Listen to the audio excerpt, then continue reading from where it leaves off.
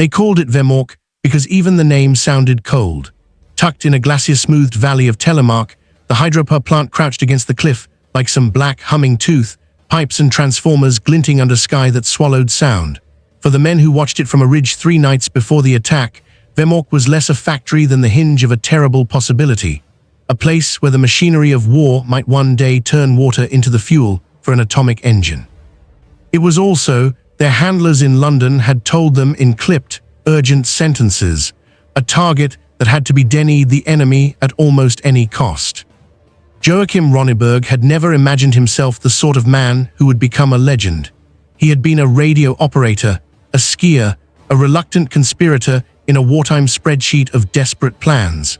But on the night the mission began, with a moon that painted the snow in hard silver, he became the axis around which a small, dangerous ballet would spin.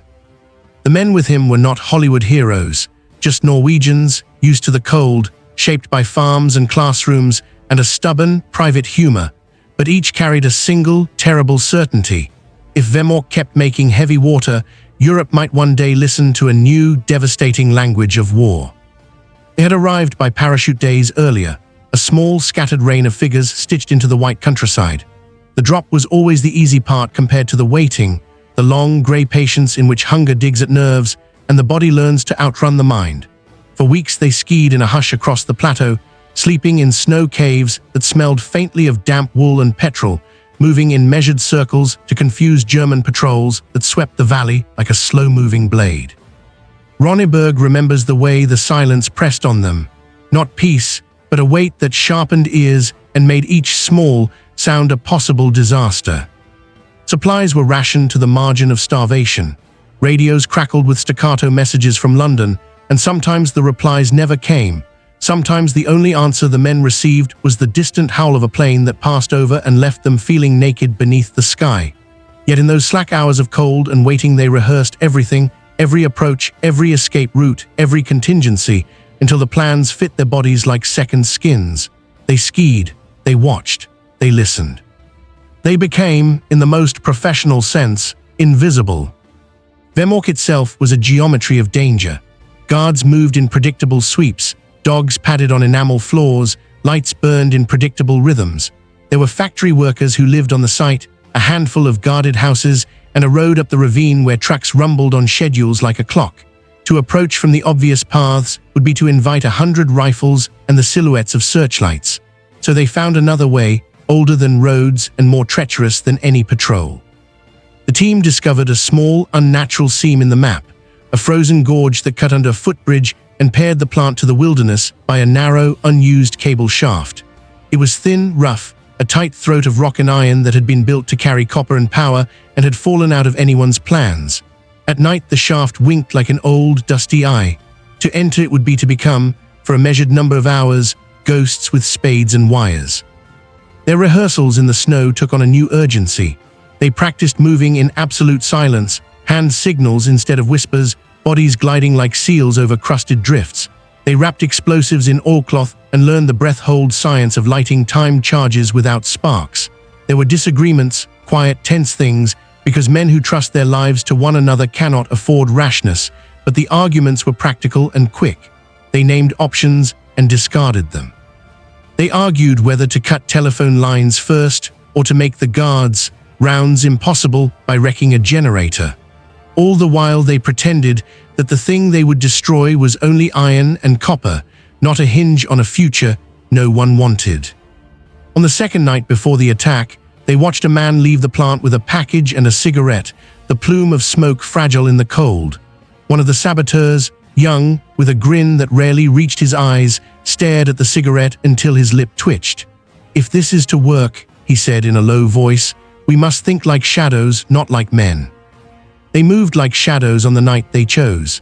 Snow swallowed their tracks as they crept through the dark, the world reduced to the thud of skis and the soft creak of leather. When they reached the gorge, the sky hung low and indifferent. The cable shaft they used to reach the plant smelled of old metal and the faint tang of river spray. It was as kindly as a trap. One by one they slipped through, bodies curled, packs held close, breathing shallow. The space was so tight that their shoulders learned a new intimacy with the metal rails. The plant's mechanical noise reached them like the pulse of an animal, far at first, then rife with pipes and breath and the thrum of turbines. Inside those walls, the true danger revealed itself not as bullets, but as choices. Every corridor could be a dead end or a salvation. Every bolt they loosened to set a charge could become their own shackle. In the flickered light of a stolen carbide lamp, they moved with the precision of men who had rehearsed for this single hour more than for any battle. There was a moment when a clattering footstep above them sent all of them flattening against concrete. Time dilated into the thinness of campfire smoke, and a man with a dog passed on the floor above, oblivious, the dog's nails tapping like a metronome. They listened until the echoes left. The first chapter of their story ends not with the blast, but with a quiet that is almost worse, the hush that comes after a heart skips. From the shaft they had crept into the plant, they made their way to a low corridor, and in the stillness they saw the line of machinery that would decide everything. For a few minutes, the world held its breath with them. Outside, a snowstorm was beginning, and the wind began to take the valley by force, an invisible accomplice that could either help them disappear or bury them forever. Ronneberg's hand closed on a metal rail, and for the first time that night, he felt the shape of the decision in his palm. To light the fuse that would shave months from the enemy's plans, possibly save countless lives, and damned if he didn't also feel the immense smallness of a single man against a monstrous war. He thought of home as the snow hissed just beyond the plant walls, of a mother's boiled coffee, of a postcard he had never mailed. And then, because these were soldiers and time showed no mercy, he bent and set to his work. They were not yet at the point of explosion. The hours had not yet run down. But where the men replaced wires and fitted charges into place, the future shrank and then unfolded. This was the thin, humming hinge of history. At the mouth of the shaft, where cold air breathed like a living thing, the mission's fulcrum balanced. They had entered to steal a moment from fate. The rest of the story, how they would sow the charges, how narrowly they would escape, how the mountain itself would become an accomplice, would be carved into the days to come. For now, under the machine's indifferent pulse, and with the snowstorm beginning its slow, white negotiation with the night, they waited. The storm had grown into a living thing by the time Joachim Ronneberg and his team emerged from the narrow shaft. Snow whipped across the ridge like sheets of glass, and visibility was almost zero. The plant itself loomed ahead, a black, humming monster against the white wilderness, its lights blinking as if mocking the intruders.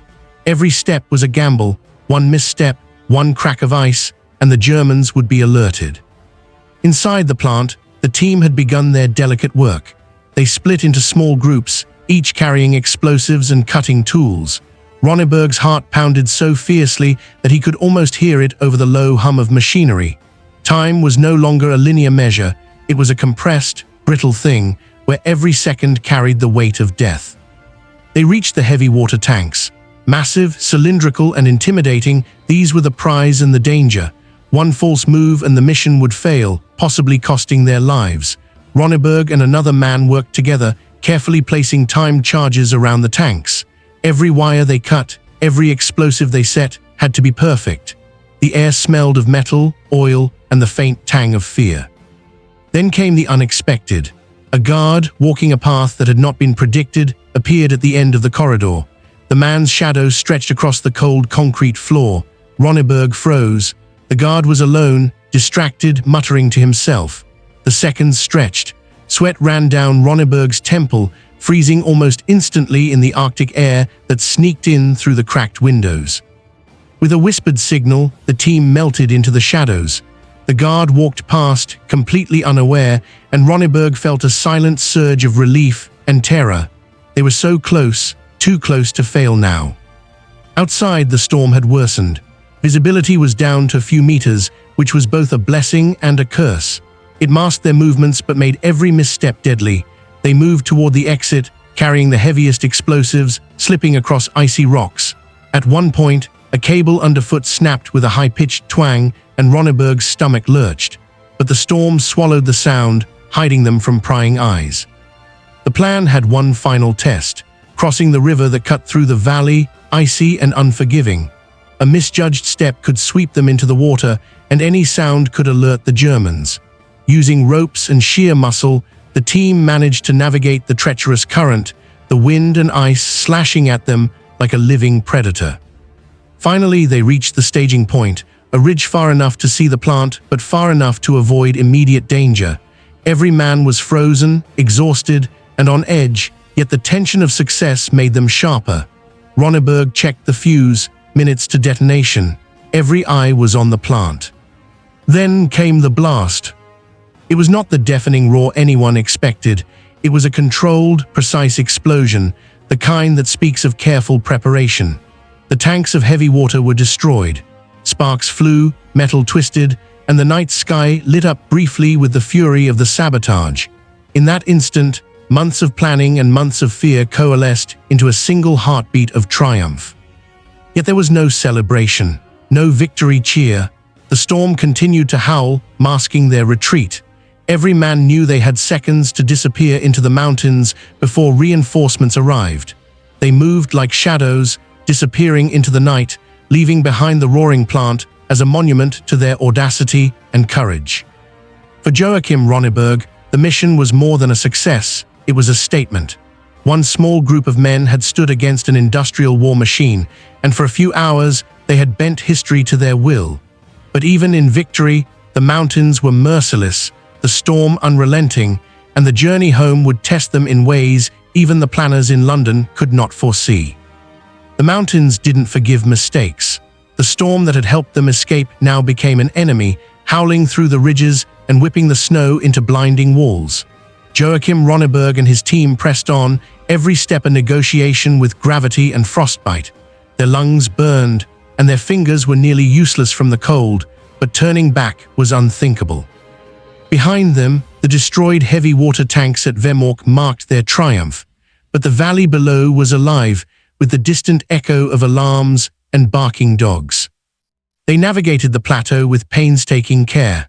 One wrong turn could mean falling hundreds of meters down a hidden ravine or stumbling into a German patrol. Ronneberg led, his skis cutting through deep snow, eyes scanning constantly for movement. The men were ghosts, moving silently in a world that seemed intent on swallowing them whole.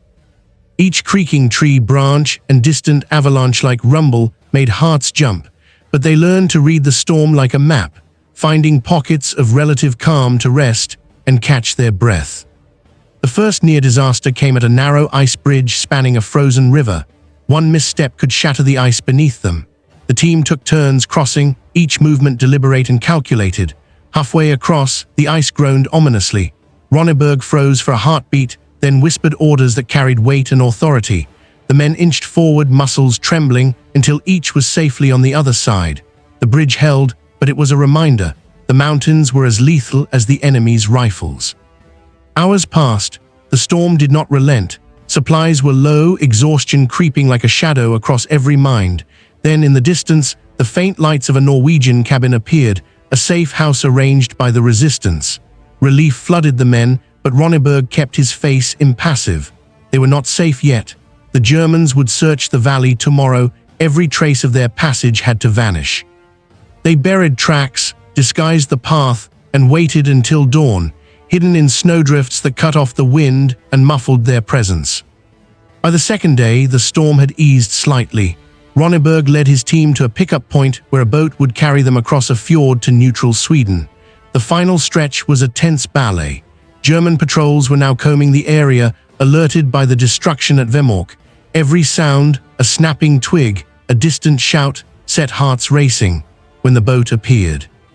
Rowing toward them through the icy waters, a collective breath was held, and then released in silent gratitude as they climbed aboard.